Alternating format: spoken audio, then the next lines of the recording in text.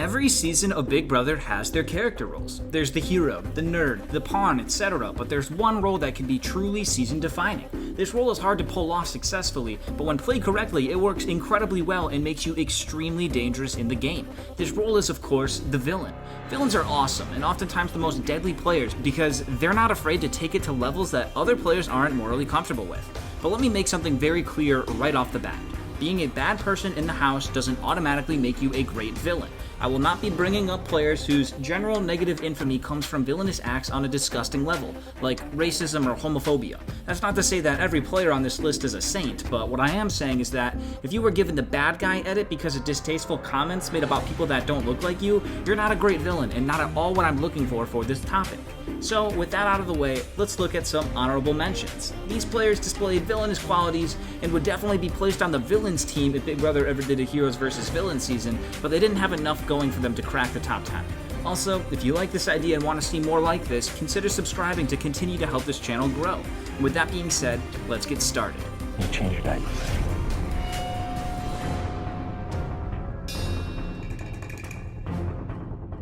Victim. I'll quickfire through these honorable mentions. June Song, Allison Irwin, James Ryan, Ronnie Talbot, Matt Hoffman, Rachel Riley, Danny Donato, Willie Hance, Zach Rance, Austin Madison, Paulie Calafiore, Michelle Meyer, Nicole Franzel, if she just own it, Josh Martinez, Brett Robinson, Angela Rummans, everyone in Undeniable, Memphis Garrett, and Sarah Beth. That's why I always laugh, like when people in the game, they're like, yeah, I was purposely throwing comps, and then at the end, I pulled it out. I'm like, no, at the end, you were going against 5 people instead of 14. Of course you won more, Now, with all of these honorable mentions out of the way, we can get into who I believe to be the top 10 villains in Big Brother history. Remember, being villainous does not necessarily equate to being bad. If it seems like I'm going on a rant about evil tactics that players use, that doesn't mean I'm saying that they're a bad person or that their gameplay is disgusting. I am talking about villains. I'm just relaying why I think they make my top 10 list. You really can be a total sweetheart outside the game and still make the list because the list does not have anything to do with outside of the game stuff, and I only take what happened inside of the house into account. With that disclaimer out of the way, let's actually start the countdown. At the number 10 spot, we have Vanessa Rousso. Oh, Vanessa, a truly generational strategic talent. She had everything that it took to be an all-time villain. Her gameplay was ruthless, her emotional manipulation worked wonders, and she was damn good at the game. She'd backstab you without a second thought and then align with your closest ally 5 seconds after you walk out the door. The only thing holding her back from being at the very top was her inability to fully embrace the villain role. Oftentimes we saw Vanessa cry and try to play victim, and if it was only once or twice then I wouldn't blink an eye, but it was all the time. It's almost like she was a villain against her own wishes, but her ruthless style of gameplay, added to the fact that she is so capable of literally anything, makes her a really good villain. Her ability to go back and forth seamlessly from the Oz Twins alliance to Steve and Johnny Mac was impressive as hell, and her move at the final 6 veto to bamboozle Julia into accidentally sending herself home was brilliant, evilly brilliant, and her presence alone is more than enough to put her on this list. No, they wanted to get me out, and you were working with them to do it. It was your idea to orchestrate the 5-person alliance to do it, wasn't it? No. I would be breathing heavy too if I were you. Goodbye. What are you Vanessa, talking about? I know, I'm... Vanessa's a very intimidating person. She's in my face. I'm going home if I don't have her vote. She's putting me on the spot and my brain just freezes. It's a game decision. I'm sorry. Austin, I vote to evict you. It's official. Austin, I'm sorry, Ben. you are evicted I'm sorry, I gotta do it from the Big Brother house. At the number 9 spot, we have Paul Abrahamian from Big Brother 18 and 19. Paul may have preached friendship throughout their first season, but they certainly had a lot more evil in their bag than they were letting on. Paul would easily bring any confrontation to the next level by calling people any number of names that even I don't like saying, and I'm no saint.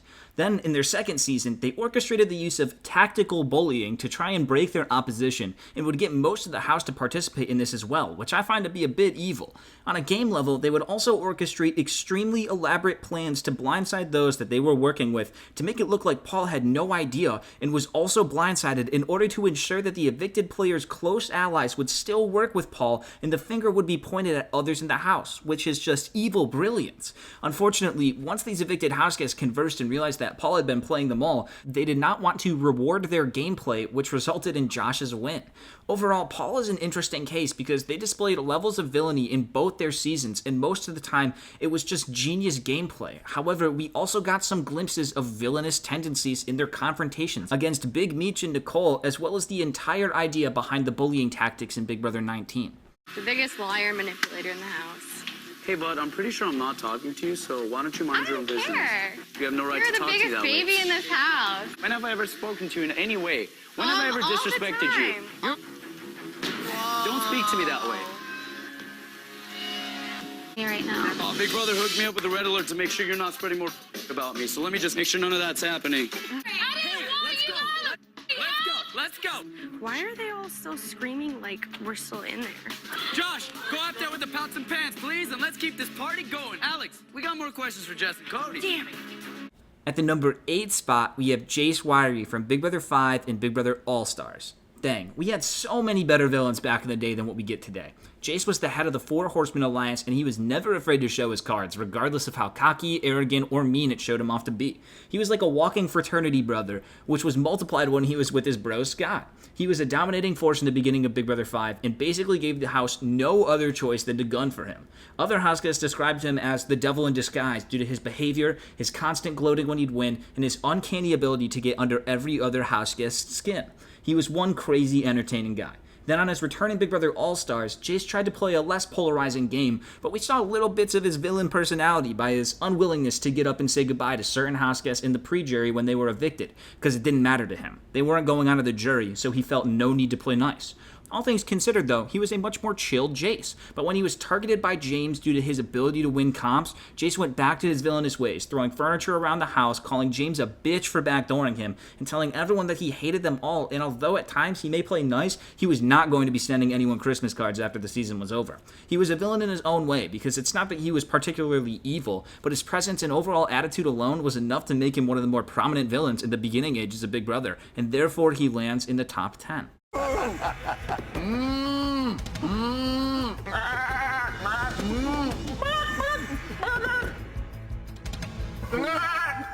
love getting backdoored. Love it.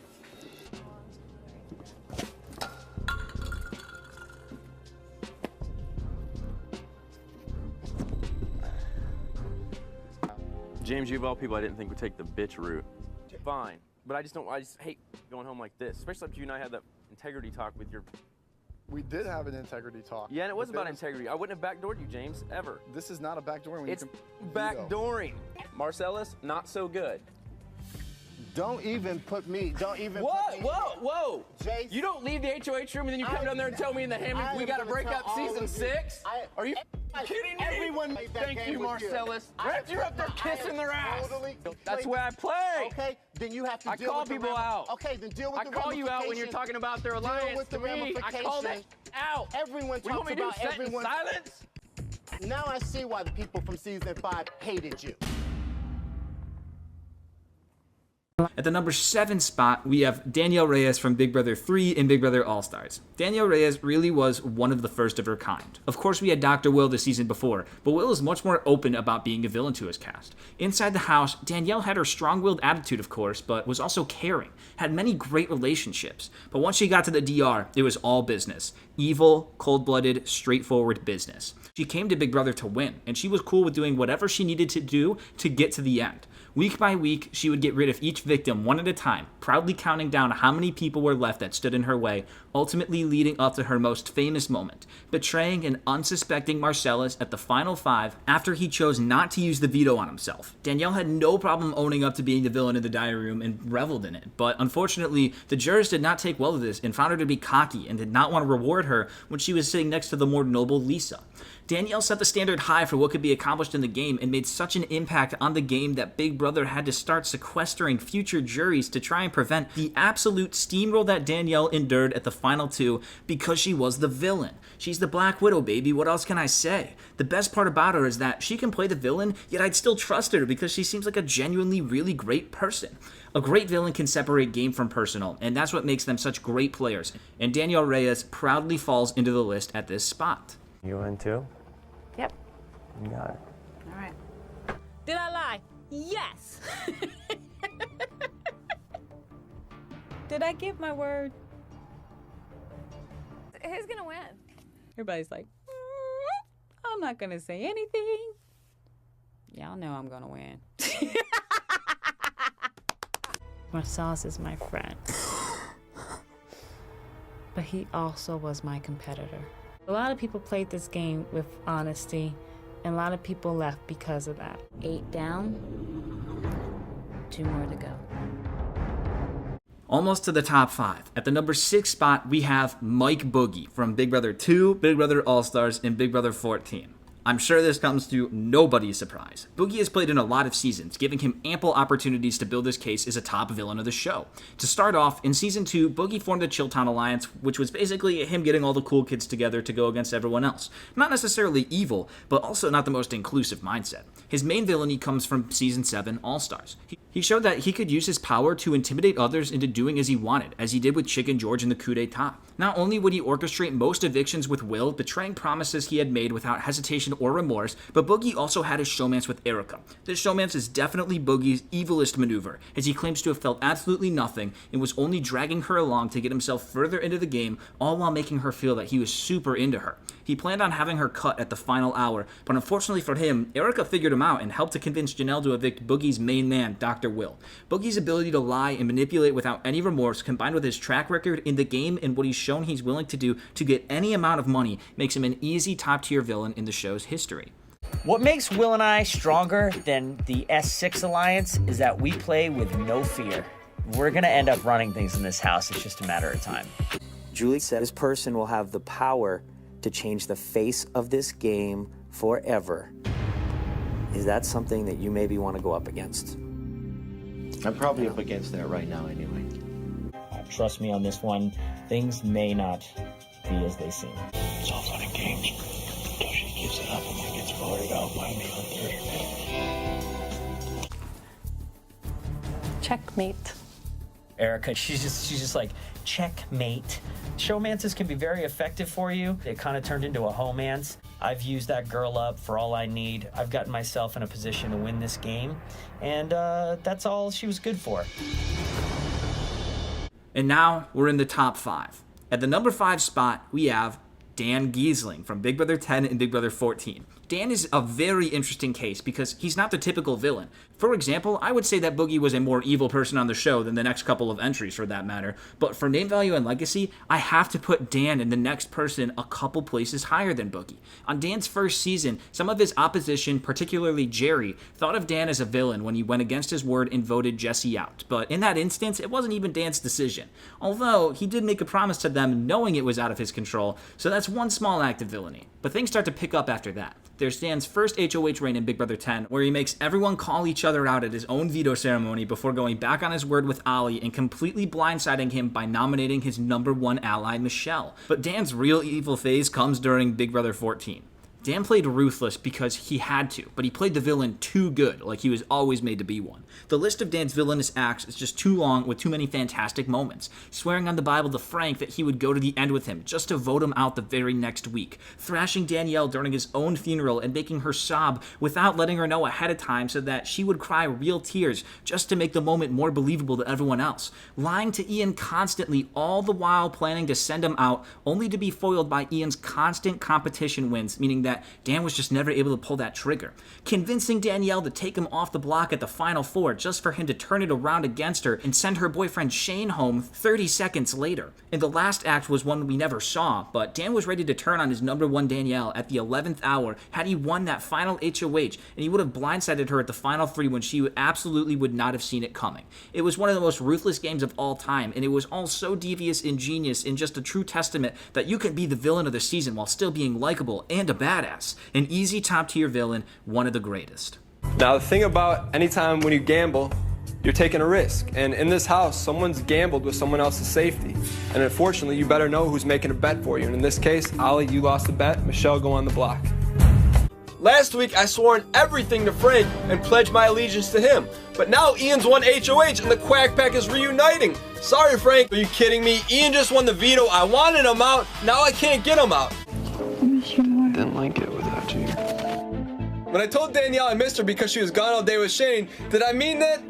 Maybe, maybe not. I just really wanted to make sure our final 2 deal was still good. I was extremely mad at me for lying to her face again, but this is not the first time I pulled antics on Danielle. So even though she's super mad at me, I have no doubt I can reel her back in one more time. I feel so bad. Well, that's why I make a good team. Because I don't. At the number 4 spot, we have the original villain, Dr. Will Kirby from Big Brother 2 and Big Brother All-Stars. Like I said, Dr. Will was the original villain, and he did a damn good job as one. Dr. Will took such an interesting approach towards being a villain because he was always so upfront about everything. He told you right away that he would lie to your face, and they still kept him in. He would play around with his puppets by orchestrating that everyone go on a fast just because he wanted to see who would break first. His upfrontness and charismatic personality allowed him to sneak through week by week as his Chilltown alliance was decimated, and he was able to reposition himself to the point where, before anyone knew it, he was at the end. And due to his nature and being up against a different, less likable Evel, he was awarded the win.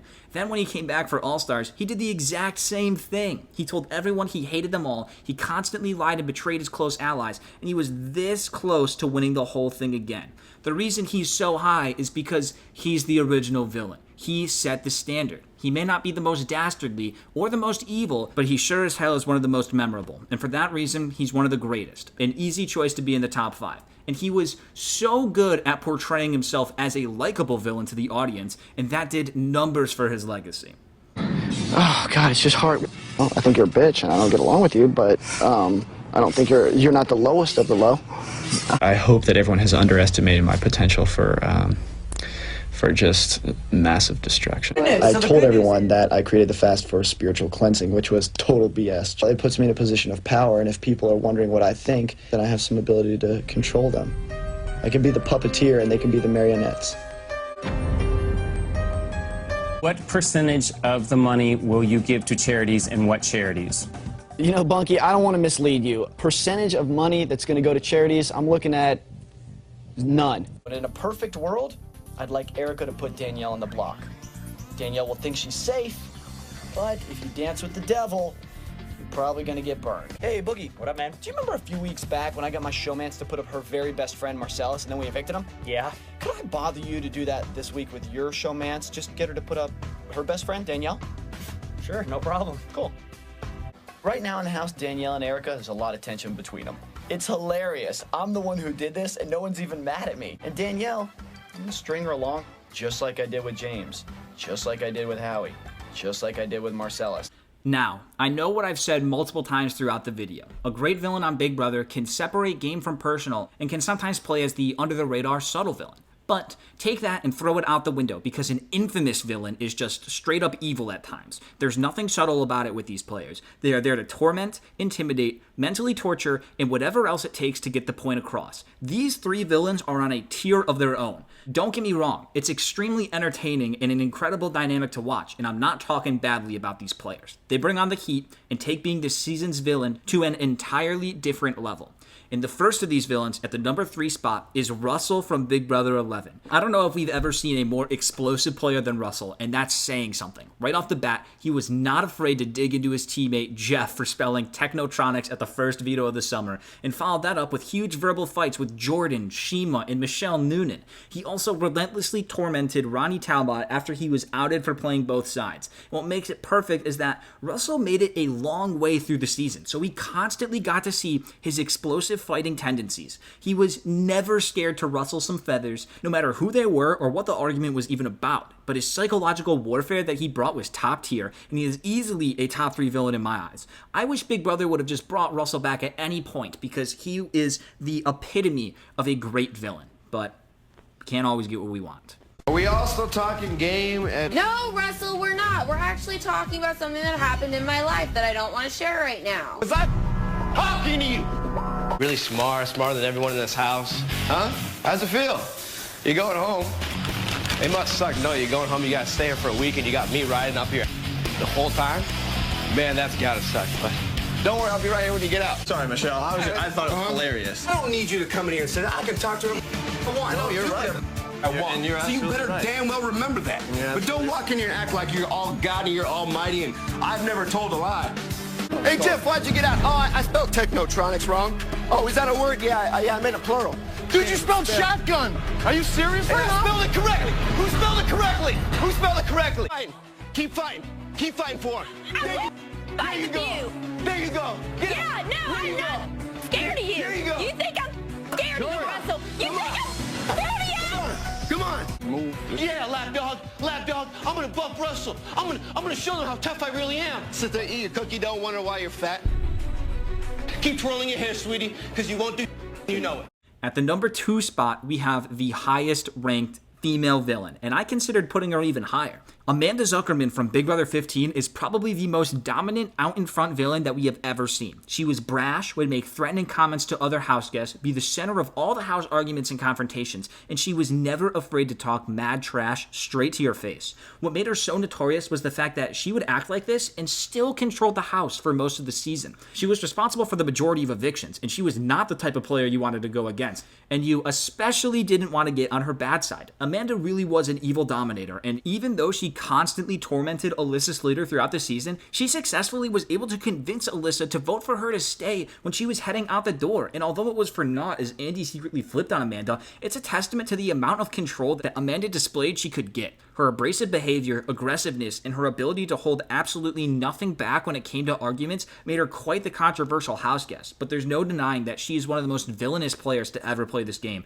and she was never one to shy away from it. At the time, people weren't looking at Amanda too favorably, which we saw through her being only the second evicted house guest to walk out to booze, but that can be a byproduct when you play the villainous way that Amanda played. I just want a showman. That's it. I just want to make out with somebody. I just want somebody to make out with me. I make her feel like her drama is so major when really all I want to do is slap her in the face. I want to hear it right now. Oh, really? Maybe just you don't because you're the one who said, and now you don't want everybody to hear it. Okay, Amanda. The truth of the matter is, ladies, that you all talk about each other. Like, I try to clue you in. You're racist on this show, okay? And when you get out of this house, you're gonna have a lot of people hating you about it when I'm a victim. Okay, well, maybe that's my personality. Maybe that's my... That sucks. Okay, well, you then. Okay. Keep your grimace smile. Look, that was a waste of an HOH. You wasted your HOH. How does it feel?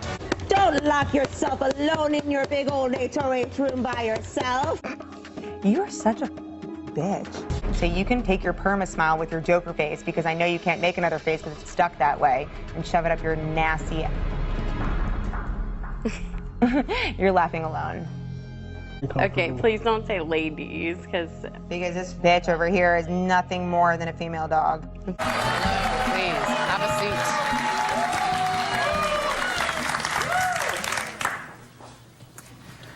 So some of you don't like me, I take it. And now, at the number 1 spot, I mean, come on, who else was going to be number 1? His name is literally Evil Dick. It's Evil Dick Donato from Big Brother 8 and Big Brother 13. When you think of villains of Big Brother, you think of this guy. He checks all the boxes. Evil? Yep. Notorious? Definitely. Not afraid to get in an argument and won't hold back? Well, you tell me. Evil Dick knew exactly how to get to each house guest in the worst ways, and this came out in full during the week where he was purposely trying to get himself evicted over Danielle. He tormented the house with pots and pans, made fun of Jamaica's dedication to her religion, called Amber out on her constant crying, and also made sure to fight with Eric, Dustin, and almost everyone else. And this doesn't even begin to mention Dick's relationship with Jen, who he could not stand, and made sure that she knew. They had a back and forth battle which ended up with Dick burning Jen with his cigarette, but she was reaching for it and trying to grab it. So I won't say that this was a super evil move on Dick's part. But through all of this, and getting everyone in the house to despise him, he made it to the final 2 with his daughter Danielle, where we get my favorite moment. The theme of one of Dick's questions was to be nice, and he had to give a reason as to why every member of the jury would have deserved to be in the final 2. Dick's perfect response to the question was to say that 4 out of the 7 jurors flat out did not deserve to be there. And I just think that's such a funny go F yourself answer to give to the jurors. And then he still won! Dick is easily the most notorious villain of all time in the show's history. His behavior on the show clearly backs this statement up, and the fact that his storyline on the show was this big bad bully with a softer side for his daughter made him a villain that a lot of the audience found themselves rooting for, because a story of a broken father-daughter relationship that is slowly being built back together is something that many could relate to. It's hard to have a villain be so evil yet somehow so rootable for many, and that's what Evil Dick was. For his role in the history of the show and being the literal face of villains in Big Brother, he is easily the number 1 choice for this list.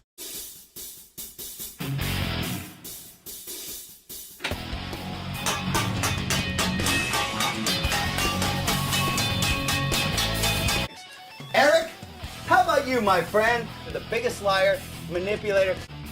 Don't you want to kick my ass right now? Ooh, you're so scary. All 150 pounds of you. Ooh, I'm so scared. Oh my God. I am going to make you so miserable every day that you're going to regret ever seeing me. Amber. You are such a liar. Let's go. Hallelujah! Hallelujah! Let's pray. Over, bitch. Done. Yes, princess. Are you happy? Dick, you have won the power of veto. I'm right.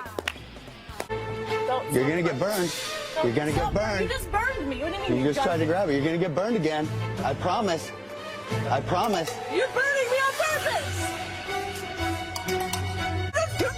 Out of here. I don't care. Get your hand over my face. Get out of here, crybaby little bitch. I'll play. Go home. Go home, bitch. Go out. Go home, you crybaby. You're going home Thursday anyway. Go home. And there we go. The villain role is not something that is so cut and dry defined, as you can tell by the diversity of personalities that made this list. If you disagree with my order, that's totally fine, because even I'm not 100% sold on what I ended up with, but it was the best that I could come up with and finalize.